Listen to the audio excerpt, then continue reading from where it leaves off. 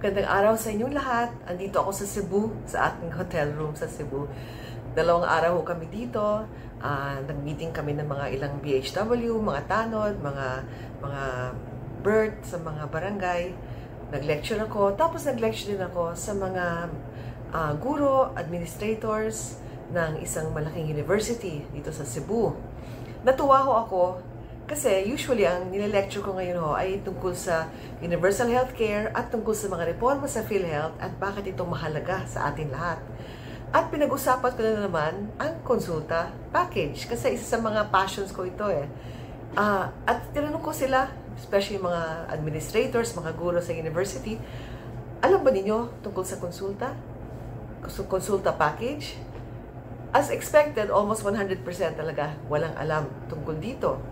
But may isang empleyado who told me, yes, doktora, nakapagpakonsulto na ako sa consulta center at nabigyan siya ng libreng gamot. And itong consulta center yata niya, I was in Perpetual Succor Hospital, no, sa Cebu. And so, at least alam natin, ay talaga it exists. Pero, ang karamihan ng Pilipino hindi alam. Itong Consulta Center, isa ito sa mga reforma na dapat talagang gawin ng PhilHealth. Bigyan ng pera, talagang seryosohin itong konsulta. Bakit? Ito yung part of what we call primary healthcare. Alam ng mga eksperto, mga pag-aaral sa buong mundo, na isa sa pinaka-epektibong paraan para makamit ang kalusugang pangkalahatan or universal healthcare ay sa pamamagitan ng primary healthcare. Hindi mo kailangan hindihin mapunta sa mga ospital, mahal na mga gamot, na mga procedures. Primary healthcare, prevention and promotion. 90% ng mga sakit ay ma-address ng primary healthcare. Ito ho yung consulta center natin. Ito ho yung mga gamutan sa barangay, mga check-up sa barangay level. Meron mo, may pag-aaral si Professor Lasco ng UP, no? Tungkol sa attitude ng mga Pilipino sa mga sakit nila. At nakakalungkot kasi, pero totoo, nakakalungkot, pero totoo talaga, no? Anong unang gagawin ng Pinoy? Ang ordinaryong Pilipino, yung mga walang masyadong kakayanan, no, na sa buhay. Kung may nararamdaman, magtitiis muna. Pagtitiis ang unang-unang gagawin. Kahit masakit ang tiyan, hirap huminga ng konti, magtitiis.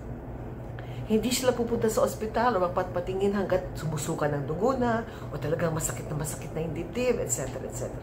After pagtitiis, kunyari alam nang may sakit, pangungutang muna. Pangungutang kung walang sapat na pera. Pagkatapos sa pangungutang, mga makaawa. O pag mamakaawa, dito pumapasok ang mga politiko, si mayor, si congressman, magmamakaawa para makakuha ng ayuda o yung MAIF. Pang-apat na ho ang PhilHealth. Hindi talaga first of mind. Ang model ho natin sa universal healthcare was Thailand mostly. Pag may sakit ka, may PhilHealth ka, papasok ko sa ospital, pagagamot, uuwi. Tapos. Pero ang nangyayari ngayon, mas binigyan ng pondo, mas binigyan ng halaga ang assistance kaysa sa PhilHealth. Na zero na nga ang budget ng PhilHealth, di ba? So parang pinipilit tayo magmakaawa para sa kalusugan. Maling-mali ho ito. Ang kalusugan ho ay karapatan. Anong klaseng karapatan yon kung kailangan mo magmakaawa para mabigyan ng pera?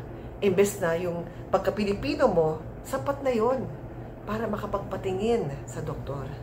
Yan ang konsepto, yan ang essence ng universal healthcare na pinaglalaban natin. So I think I have to encourage everybody again, totoo ho, meron talagang consulta package. Hindi lang lahat ng LGU ay talaga nagpapatupad, hindi lang lahat ng ospital ay talaga nagpapatupad. Natatakot sila baka daw hindi sila bayaran ng PhilHealth. Whatever it is, kailangan natin gamitin, kailangan natin magrehistro.